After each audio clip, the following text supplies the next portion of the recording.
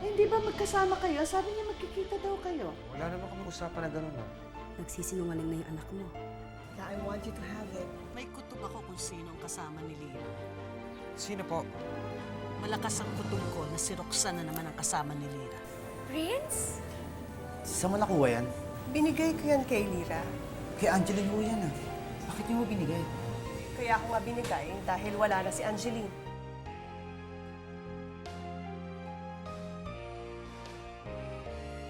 Kailan ka pa natutong magsinungaling? Halira? Sabihin mo sa akin, sino ang kasama mo? Bakit hindi ka makasagot? Huwag mo akong artihan ng ganyan, ha? Sino kasama mo? Si Mrs. Saavedra, ano? Siya ang kasama mo, hindi ba? Sumagot ka!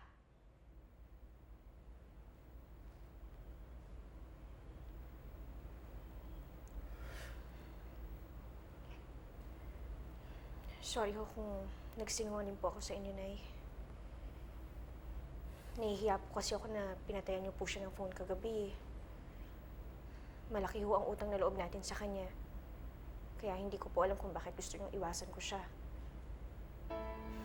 Nahihiya po ako na hinahihiya po akong gawin yun. Hindi ko po kayang gawin yun sa taong pinagkakautangan ko ng buhay ko. Kaya, sorry po kung nagsinungaling po ako sa inyo. Mars, parang naiintindihan ko naman yung bata. Parang tama naman yung sinabi. Siyempre talagang mahihirapan naman siguro talaga siyang iwasan si Roxanne. Aminin naman natin, talagang malaki ang utang na loob ng batang ito doon. Dahil kung hindi dahil sa kanila, malamang hindi na natin kasama itong inaanak ko.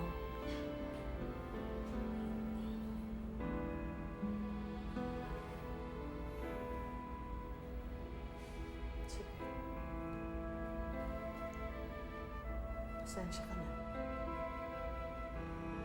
Hindi ko kasi alam na hindi mo pala kayang iwasan si Mrs. Saavedra. Kung yan ang gusto ko, sige. Hindi kita hahadlangan. Pero pwede lang, huwag ka na magsisinungaling sa akin sa susunod. Pwede? Opo. Hindi na po ako magsisinungaling, Nay.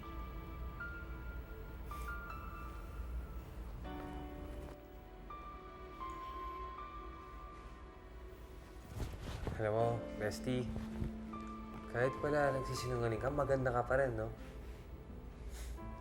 Lalo na yung di ko nasuot mo. Uy, bagay na bagay. Ay, mama, ikaw ka. Aba, maganda nga. Bakit ka may hikaw? Binili mo? Ako? Hindi ko ho binili, Nay. Bigay sa akin ni Mama Roxanne. Sabi niya ko kasi bagay daw ho sa akin, eh. Ano, Ninang? Maganda ba? Oo. Maganda. Bagay sa'yo. Dennis, tulungan mo nga ako dito. Iakit natin ito. Sige po. Oo. Ito. Medyo mabigat na yan. Tulungan mo lang ako sa taas.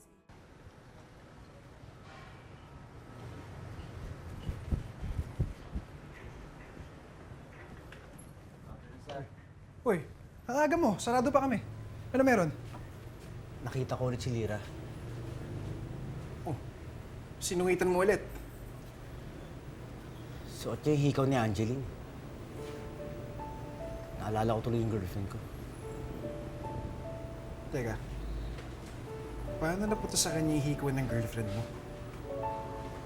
Para alam mo, kanina ko lang napansin. Parang si Angeline si Lira. Hindi lang dahil dun sa hikaw niya. Pero may mga bagay kay Lira na parang siya si Angeline.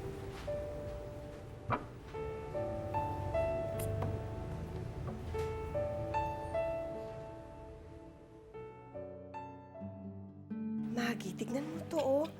Tuyong-tuyo na. Kailangan mo ng palitan. Ilang linggo na yata to, eh. Opo, ate. Ano-ano na naman pinagagagawa mo, no? Ikaw talaga. Ako, ate, hindi po. Ayan. Damihan mo, gusto ko pink. Yes, ate. Pwede ring, hindi, pink mas maganda ang pink. Ate. Yes, ate. Tapos damihan mo na kasi parang bitin yung dami nito. Tingnan.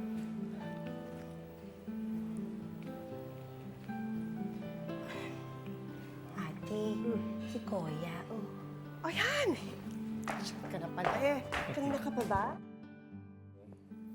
Pinagmamasdan nga kita eh. Alam mo, natutuwa ako at nakikita kitang masaya ka na uli. Sabihin mo nga sa akin, ano ba ang dahilan bakit masaya ka uli? Magkasama kami ni Lira kanina. Nakipagkita sa akin ng bata. Han, di ba pinagsabihan na kita tungkol dyan? I know. Hindi ko naman hahayaang magselo si Vanessa eh. At saka hindi ko papabayaan ang responsibilidad ko sa kanya. Pero hayaan mo rin akong makipagkita sa kanya. Total, siya lang naman ang nakakapagpasaya sa akin ngayon eh. Well,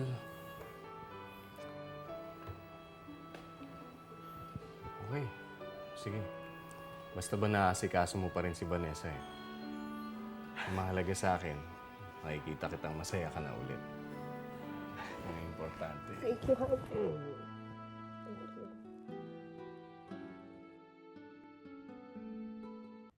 Tigil-tigilan mo nga yan. Maylin, kuming ledger sa office ko.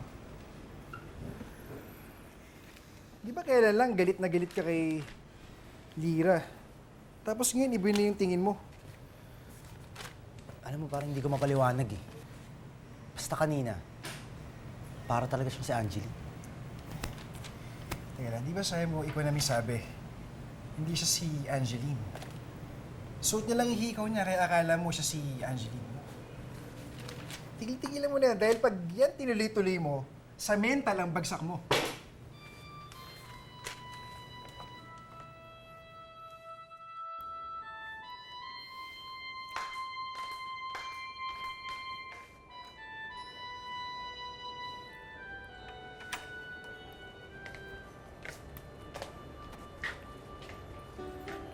Oh.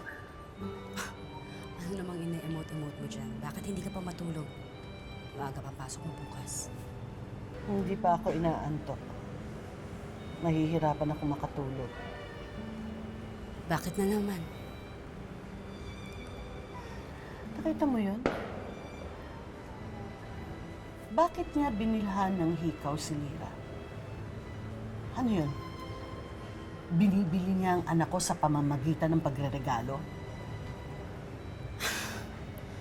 Sabi ko na nga ba, nagpuputok na naman ang butsi mo ng dahil kay Mrs. Saavedra. Eh, plastic ka pa rin. Sabi mo, ayos lang na makita si Lira sa si Roxanne. Kala ko pa naman totoo. Inis ka pa rin pala. Eh kasi tama naman si Lira eh. Paano niya maiiwasan ng babaeng yun samantalang napakalaki ng utang na loob namin sa kanya? Pero ang lalong kinaiinis ko, yung hindi ko siya pwedeng pigilan. Naiinis pa ako dahil sa kauna-unahang pagkakataon. Nagsinungaling sa akin ang anak ko para lang mapagtakpan si Roxanne. Hindi ko pinalaking sinungaling ang anak ko pero ginawa niya yon para lang sa babaeng yon. Pare, ano yun? Anong gusto niyang gawin? Sabihin mo nga sa akin, nagpipigay siya ng regalo, binibili niya ang anak ko. Yun, hindi ba? Binibili niya sa pamamagitan ng pagre-regalo si Lira. Nang sa ganon, lalong maengganyo yung anak ko na sumama sa kanya. Yun, malinaw na malinaw yun.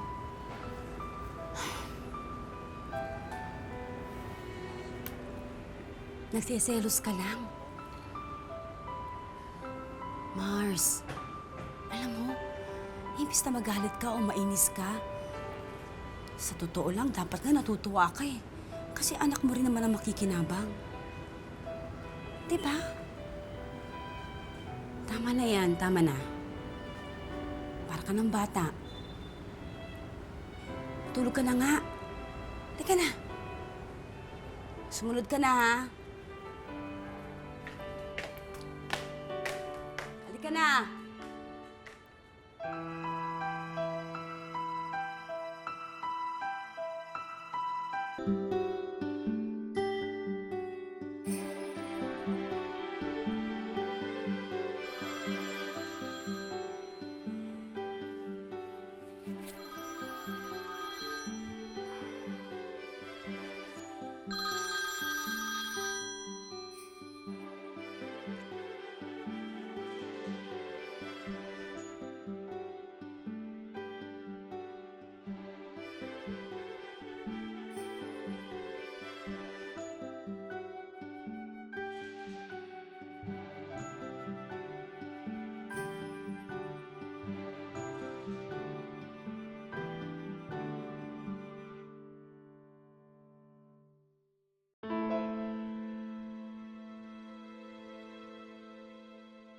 Di na siya nagre-reply sa akin eh. Nakakainis.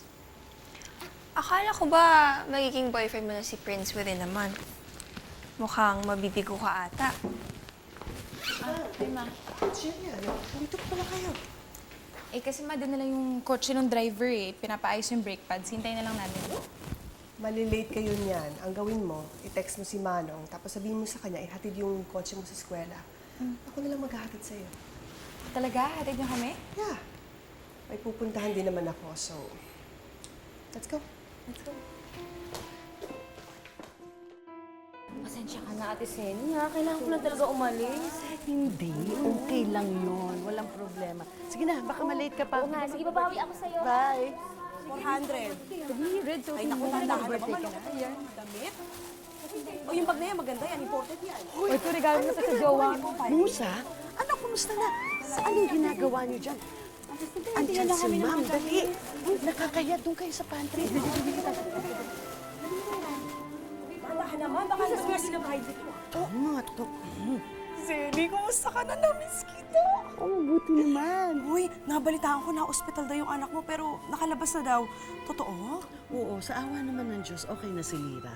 Ay, tamang-tama. Marami kong dalang paninda. Talika, tumingin ka rito. O, tingnan mo to. Ako, pasensya na, Musa. Pero hindi ko kayang bumili ngayon eh. Medyo malaki na gastos kay Lira, kaya baka hindi ko mabayaran yan. Diyos ko, ano ba naman yung hulugan? Ano ka ba? Tsaka tingnan mo, oo. Ang gaganda ng mga dala kong damit, tingnan mo, oo. Hulugan. Tsaka para kay Lira. Paano ba naman gumastos ka ng konti para naman sa anak mo? Sa bagay, matagal na nga siya hindi nakakabili ng bagong damit. Sige, sige, halika doon tayo sa loob. Marami pa. Balik ka na, dali! Dali! Baka nandiyan na si Ma'am.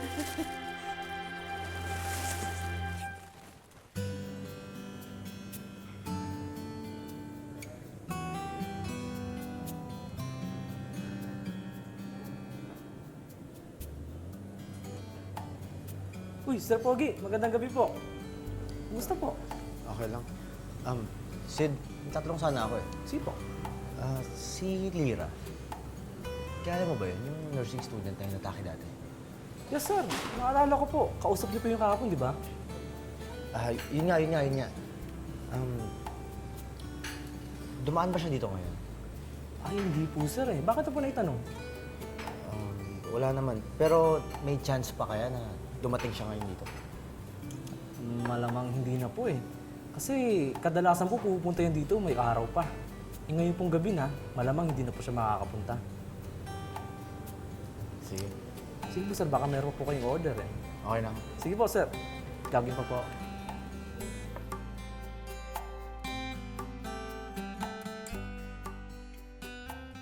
Bugoy, alika. Ihatid mo na ako sa bahay. Dalian natin. Special, ako lang ha. Bakit parang nagmamadali naman ho yata kayo, Aling Seni? Kasi may binili akong damit para kay Lira. Tingnan mo, oh. Ba, Ang maganda ganda, ho, hindi ba? Maganda ho. Type mo? Babagay ho sa kanya yan. O Babagay sa yan. kanya. Kaya nagmamadali akong umuwi. Ay, halika na ho. Huwag ka na magsakay ng iba, ha? Siyempre ho, special na ho eh. Okay.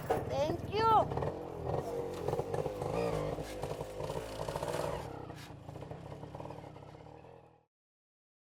Ang ganda. Ang ganda ba, Nina? Ang ganda. Ang social mo tingnan. Parang ang yaman-yaman mo. Ang ganda. Alam mo bagay sa'yo. Talaga? Hindi. Kisinungaling ako. Ninang naman eh. Ay, sinabi ko na nga bagay sa ito naman. Bubulahin pa ba kita? Ngayon lang ako nakasuot ng ganitong karindang damit.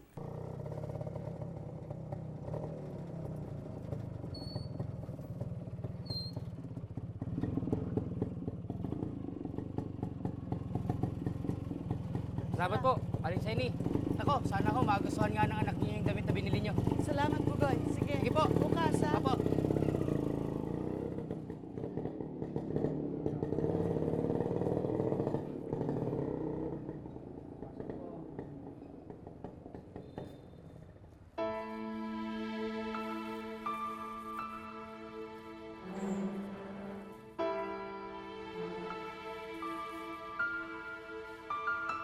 Naku, Ma'am Roxanne, maraming salamat po talaga.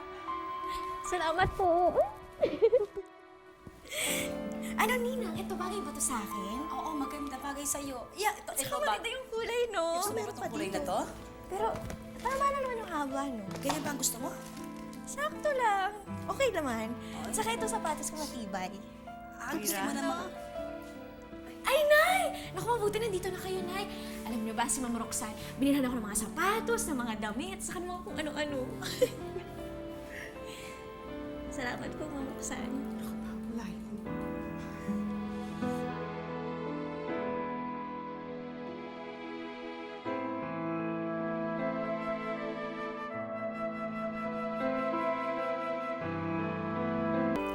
Mrs. Saavedra, nadalaw kayo.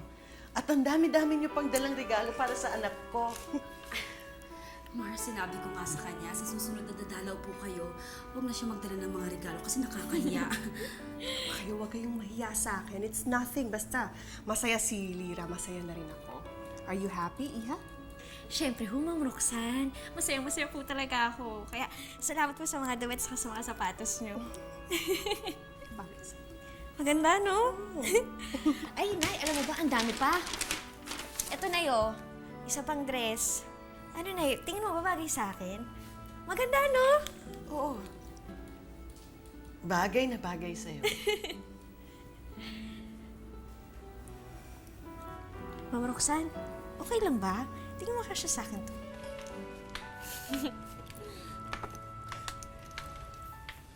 Ma'am Roxanne, thank you po talaga, ha? Kanina ka pa thank you ng thank you. Tama na. Magpahinga ka na, okay? Ah, sige po. Ang gaganda ng mga damit talaga.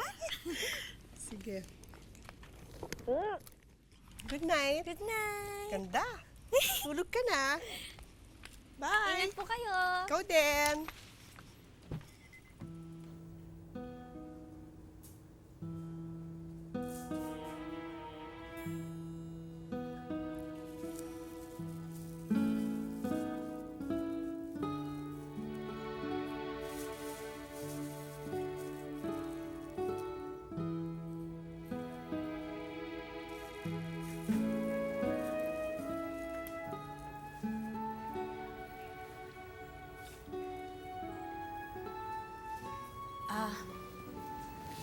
Kumain ka na ba? Gusto mo paghain kita? Huwag na, Mars. Okay lang. Hindi naman ako nagugutom eh.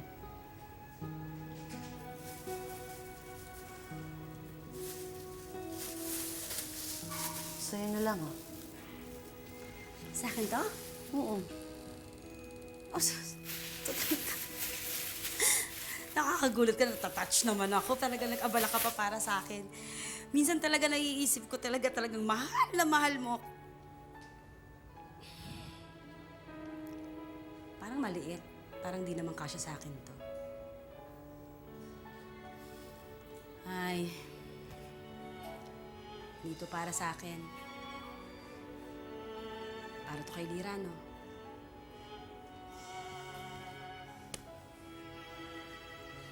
Marami naman siyang bagong gamit eh.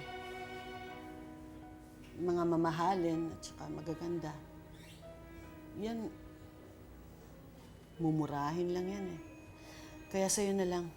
Pero wag mo na lang sasabihin kay Lira, ha? Basta sa'yo na lang yan.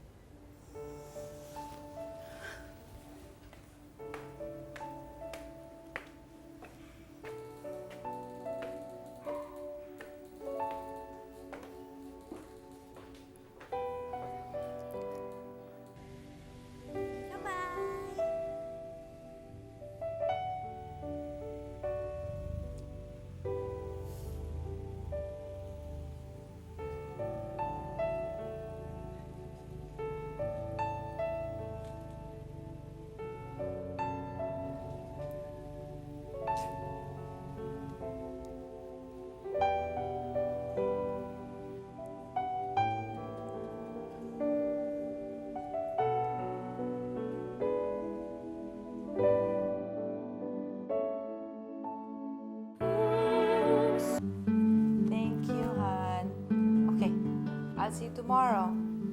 Alright. Bye. Hi, Tita. Vanessa! Hi, how are you po? Gulat naman ako sa'yo. What are you doing here? Dinalan ko lang po kayo ng cake. I'm sure magugustuhan niyo to, Tita. Actually, gusto ko nga sana matikman din ni Prince eh. Nasaan po ba siya? Thank you. Unfortunately, wala dito yung batang yun. Hindi ko nga alam kung saan nagpunta yung lalaking yun eh. Pero thank you ha. That's nice of you. How sweet. Sige po. Nice. You should try it, Tita. I know I will.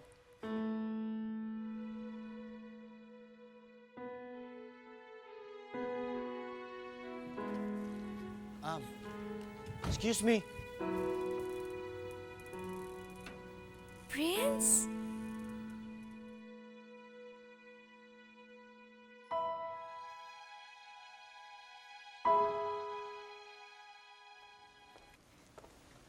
Oh, ba't bigla ka lumabas? Don't tell me, inisnub ka ni Prince. No, he's not home yet. Sayang naman, dinalhan mo pa naman siya ng cake. Anyway, halika na. Uwi na tayo at ihahatid mo pa ako. Hindi tayo alis dito, Jillian. Hihintayin natin siyang makauwi. Gaga ka talaga? Mag-aantay ka? Eh, di ba may pustahan tayo? Siyempre, ayoko naman matalo, di ba? Dapat, at the end of the month, girlfriend ako ni Prince. Kaya, maghihintay tayo dito sa ayaw at sa gusto mo.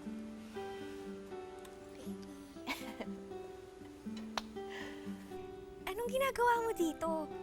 At saka bakit ka nandito? Baka iniisip mo, sinundan kita kaya alam ko yung bahay mo, ah. Hindi kita sinusundan. Nagkataon lang na may kaibigan ako na dito nakatira. Pupuntahan ko siya ngayon. Tapos nakita kita. Sorry. Hindi ko rin naman sinasabi na sinusundan mo ko, ah.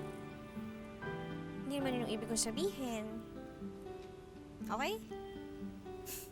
O, sige na. Good night. Sandali lang.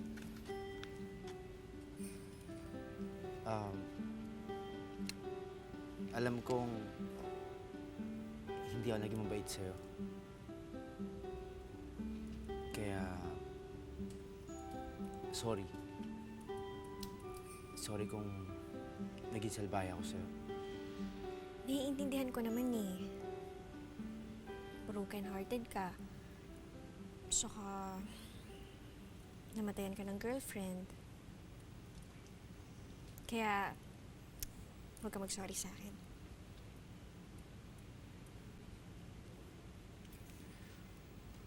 Friends?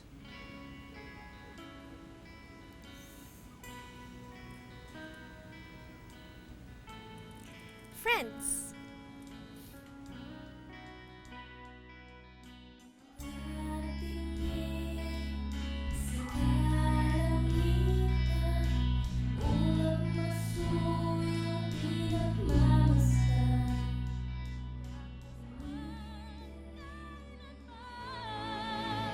Mamahalin niya ako ang mga damit na iyan.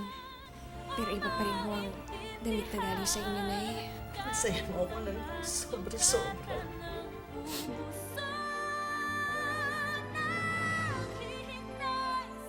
What's wrong? I'm sorry. Masama lang talaga ang pakiramdam ko. I have to rest. Hindi ko kayang pati ang puso ni Angeline ay hindi ko na makakasama. Wala naman ho tayong pinirmahang kontrata na nagsasaad na kailangan maging malapit si Lira sa asawa niya pagkatapos ng heart transplant. Baka nakakalimutan. Puso ng anak namin ang ginamit sa puso ng anak mo para lang mabuhay siya.